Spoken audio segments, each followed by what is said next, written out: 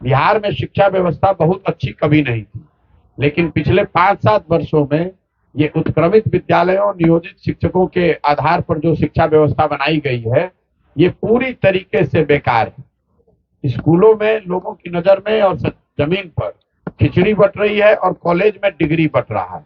कई लोगों को ऐसा लगता है कि शिक्षकों की जो गुणवत्ता है उसके वजह से बिहार में शिक्षा व्यवस्था खराब हो गई है। ये बात में पूरी सच्चाई नहीं है। स्कूल में शिक्षक भले नियोजित है, लेकिन कॉलेज में तो नियोजित शिक्षक नहीं पढ़ा रहे हैं। वहां पर तो बिल्डिंग है, वहां पर तो प्रोफेसर लेक्चरर हैं, पढ़ाई वहां पर भी नहीं हो रही है।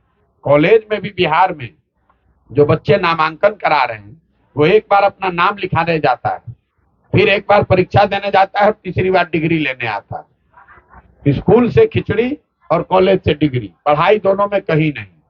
मेरी समझ से बिहार में नीतीश कुमार जैसे पढ़े लिखे व्यक्ति के मुख्यमंत्री के शासन काल में शिक्षा व्यवस्था का ध्वस्त हो जाना, जब भी इस कालखंड का इतिहास लिखा जाएगा तो इसको सबसे बड़ा काला अध्याय माना जाएगा।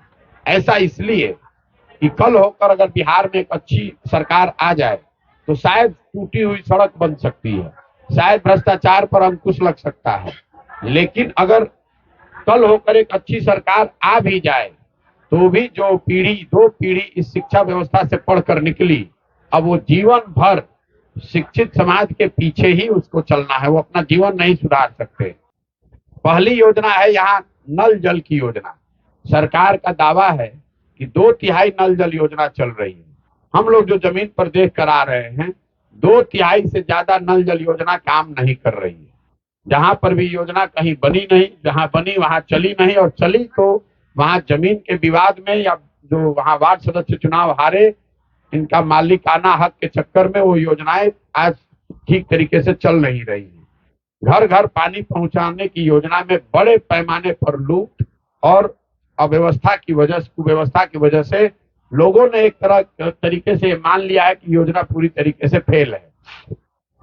दूसरी जो 7 निश्चय की सबसे बड़ी योजना थी 2015 में, जिसकी चर्चा आप लोग उतनी नहीं करते हैं, वो है नली गली के पक्कीकरण की योजना। 2015 में जब योजना बन रही थी, मैं उन बनाने वालों में था।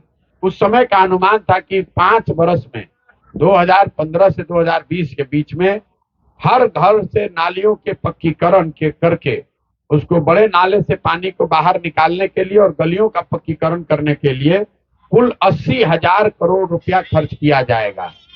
अभी इस योजना की हालत ये है कि घरों से नालियों के पक्कीकरण की कोई व्यवस्था नहीं हुई है, वो काम शुरू ही नहीं हुआ।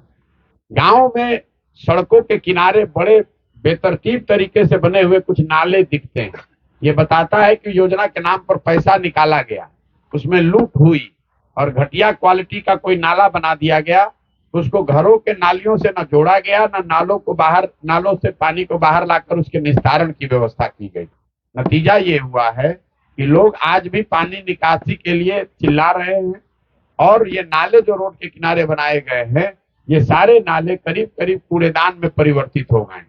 इसके साथ 7 निश्चय में जो दो और बड़ी बात कही गई थी, बेरोजगार युवाओं को 18 से 35 साल के युवाओं को 1,000 रुपए मासिक सहायता मिलने की बात बताई गई थी।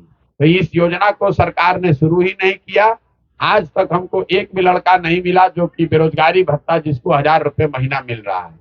एक और योजना स्टूडेंट क्रेडिट कार्ड थी, जिसमें यह तय किया गया था कि 12वीं के बाद के पढ़ाई के लिए सभी बच्चों को बैंकों से ऋण मिल जाएगा। उस समय का अनुमान था कि 1.25 करोड़ बिहार के बच्चों को बैंकों से ये सुविधा मिलेगी।